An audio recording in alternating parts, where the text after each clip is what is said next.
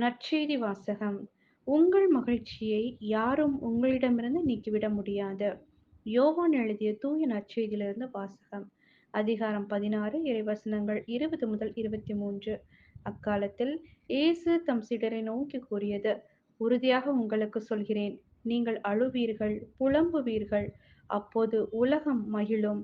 நீங்கள் துயருறுவீர்கள், ஆனால் உங்கள் துயரம் மகிழ்ச்சியாக மாறும். பிள்ளையை பெற்றெடுக்கும் போது தாய் தனக்கு பேறுகாலம் வந்துவிட்டதால் வேதனை அடைகிறார்.